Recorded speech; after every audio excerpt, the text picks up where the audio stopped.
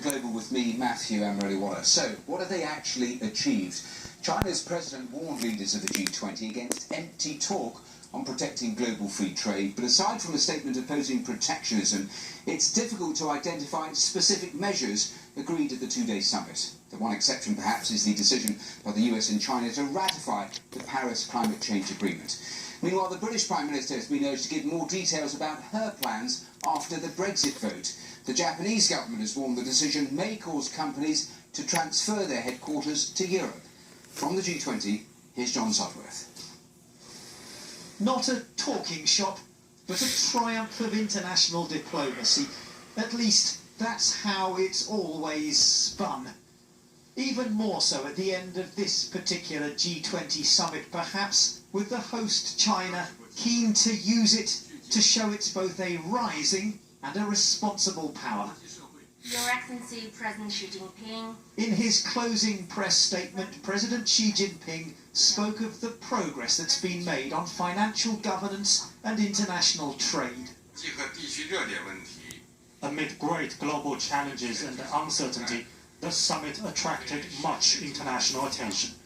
With joint efforts, we have achieved fruitful outcomes. As always, though, behind the carefully choreographed picture of cooperation, there are plenty of challenges lurking offset. President Xi met the British Prime Minister Theresa May with the deep uncertainty over the effects of the UK's decision to leave the European Union casting a shadow over proceedings. Mr. Xi also held a rare meeting with the Japanese Prime Minister Shinzo Abe, with the two men expected to touch on the thorny issue of their competing maritime claims. And the US and Russia had sideline meetings about the war in Syria, without, apparently, much progress on a way forward to stem the violence. If you want a symbol of the tension and mistrust lurking below the surface of this summit, then you need look no further than the bizarre protocol spat that's become a major talking point, at least amongst the international journalists gathered here in the G20 press centre. It's not gone unnoticed that China rolled out the red carpet for leader after leader, except for one notable exception. It's being interpreted by some as a deliberate snub to the Americans, although Chinese sources are briefing, plausibly perhaps, that it was down to miscommunication, not mischief.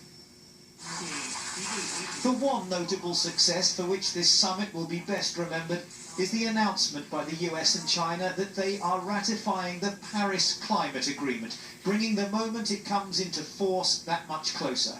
Proof, most would agree, that China's extravagant and tightly managed summit has been about more than just hot air. John Sudworth, BBC News, Hangzhou. Well, the BBC's China editor, Carrie Gracie, is at that summit, and she gave me her analysis just a short time ago. Well, I think from a Chinese point of view, it's a success. It's a kind of made-for-TV summit from their point of view. They've kept the entire operation in a great fortress of security. They've picked up all the likely dissidents or troublemakers. They've managed to roll out the joint agreements along the lines that they wanted, with all the buzzwords about innovation and inclusivity and about everyone working together for free trade, motherhood and apple pie type territory.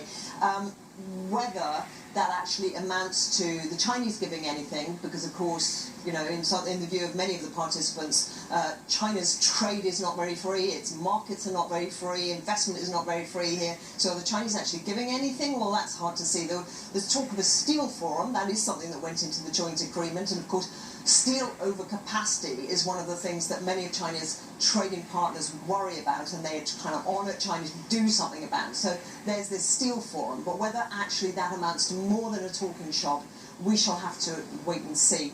But I think overall, the thing has worked out from a Chinese point of view. They haven't had any security problems. They haven't had any dissent at home. They've managed to keep the difficult bilateral issues, the real geopolitical tussles over South China Sea or East China Sea, over their difficulties in cyberspace with the Americans. All those things have been brushed off into bilateral corners so that the general impression of harmony and togetherness under China's rising leadership is one that certainly the Chinese public will go away with.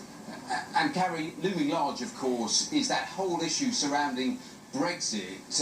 Some key meetings going on and various contributions through the 2 days. What is your assessment on the world's perspective on that crucial decision?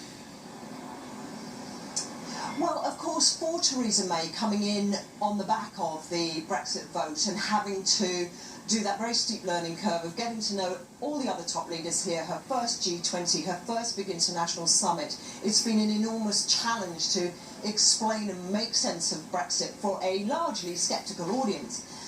However, there have been some snakes and some ladders, I would say. The snakes, I mean, perhaps she could have expected a little bit more support from an American president. He was quite firm that he still didn't approve of Brexit and that he thought that Britain would have to get in line behind the European trade deal that he wants the US to sign and behind the Asian trade deal that he wants the US to sign. So back of the queue, still the language from Barack Obama. The Japanese also very, very tough on the worries that they have around Brexit. So those derived from those quarters, but interestingly the Australians were much more positive, saying they'd send their trade minister to London to start trade talks. And interestingly, just coming out of the bilateral meeting with between Theresa May and Xi Jinping, which of course was billed as one of the more difficult meetings for her at the G20, it actually seemed to pass off quite smoothly.